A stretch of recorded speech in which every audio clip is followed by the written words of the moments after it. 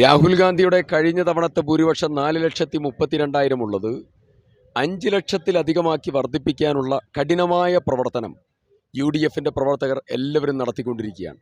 ഞങ്ങൾ പോകുന്നിടത്തൊക്കെ ജനം ഇതുപോലെ പോസിറ്റീവായി പ്രതികരിച്ച ഒരു തെരഞ്ഞെടുപ്പ് ഞങ്ങൾ കണ്ടിട്ടില്ല.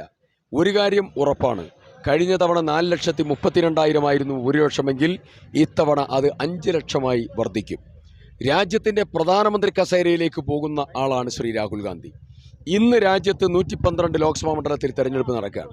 ആ 112 മണ്ഡലത്തിലും അഭിപ്രായ സർവേകൾ പറഞ്ഞിട്ടുള്ള ഒരു പ്രധാനപ്പെട്ട കാര്യം, ഒരിടത്തുപോലും BJPക്ക് കഴിഞ്ഞ തവണത്തെ സീറ്റ് ലഭിക്കില്ല. BJP താഴോട്ട് പോകുന്നു, NDA മുമ്പോട്ട് വരുന്നു. അപ്പോൾ ഒരു കാര്യം ഉറപ്പാണ്, BJPയുടെ ഭരണം അവസാനിച്ചു. അപ്പോൾ ആരാകും പ്രധാനമന്ത്രി എന്നുള്ളതാണ് സംശയം നിങ്ങൾക്ക് വേണ്ട. വയനാടിൻ്റെ MP ശ്രീ രാഹുൽ ഗാന്ധി ഇന്ത്യൻ പ്രധാനമന്ത്രിയാകുന്ന തെരഞ്ഞെടുപ്പാണ്. ആ തെരഞ്ഞെടുപ്പിൽ എല്ലാവരും ഐക്യത്തോടുകൂടി ഒരുമിച്ച് ജനങ്ങൾ ഒന്നാകെ ഒരു വലിയ മൂവ്മെൻ്റാണ് നടക്കുന്നത്. ആ മൂവ്മെൻറ്റ് വളരെ ദൃശ്യമാണ്, വളരെ പ്രകടമാണ്. അത് യാഥാർത്ഥ്യമാകും. അതിനുവേണ്ടിയുള്ള കഠിനമായ പ്രവർത്തനത്തിൽ ഞങ്ങളെല്ലാവരും ഊണില്ലാതെ ഉറക്കമില്ലാതെ ശബ്ദമില്ലാതെ ഞങ്ങളെല്ലാവരും പോരാട്ടത്തിലാണ്.